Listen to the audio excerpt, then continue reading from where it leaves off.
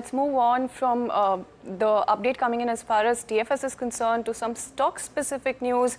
Chennai Petroleum is the one that is in focus as the company shows its dominance in the sector with a year-to-date change of about 22%. In fact, we have Soumeet joining us to give us a little more update on the company and how the company has performed against peers. Over to you. Well, yes, Chennai Petroleum in the oil marketing and the refining space has been a clear outperformer. As you can see in this table here, in the last 1 month, the share price of Chennai Petroleum have gained nearly 19% as compared to that of BPCL, IOCL, HPCL and MRPL, where gains have been anywhere between 7 to 9%. So a clear outperformer that we have seen by Chennai Petroleum. Now, why this outperformance?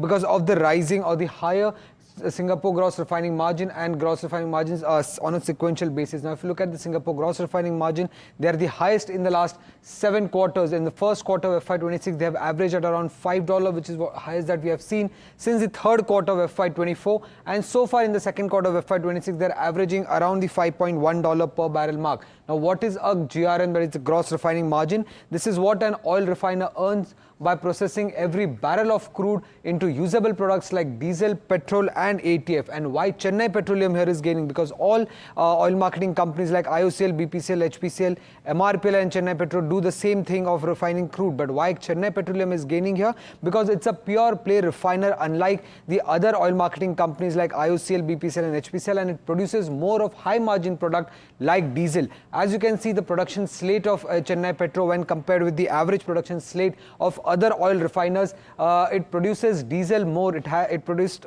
diesel more at around 50% of the total production, as against 45 that we have seen as an average for other oil refiners. That is 5 percentage points more for Chennai Petro. Petroleum products form around 11.6%. ATF, again, which is a high margin product, is around 10.3% as compared to 8%, which is the average of other oil refiners. Again, 2 percentage point more, while the other products form around 27.9% and average for other oil refiners is around 31%.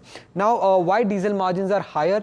Because firstly, the impact of EV adoption is less on diesels as compared to that of petrol and ATF, and also there are supply constraints in the market which are keeping the diesel margins or diesel product margins on the higher side as compared to other products. Now, why Chennai Petro is one of the preferred bets here and why it is outperforming as compared to oil marketing companies, that is IOCL, HPCL and MRPL? This is because Chennai Petro being a pure play refiner, there is no volatility in the marketing business that we see generally for the oil marketing companies, but that happens with the crude oil prices, and the LPG subsidy losses is not an issue with Chennai Petro that we have been seeing with the other oil marketing companies. Now, when we compare with MRPL, why does MRPL is lagging? Because it has few retail outlets, so the marketing exposure comes here. Also, it has relatively higher debt and capital expenditure as compared to that of Chennai Petro, and the dividend payout also is on the lower side when compared to Chennai Petro. Now, if you look at the GRM sensitivity here, that we're looking at as far as Chennai Petroleum is concerned, that is the one to watch out for. But with that, it's a wrap on this edition of Markets Today. India Market Open up next. Stay tuned.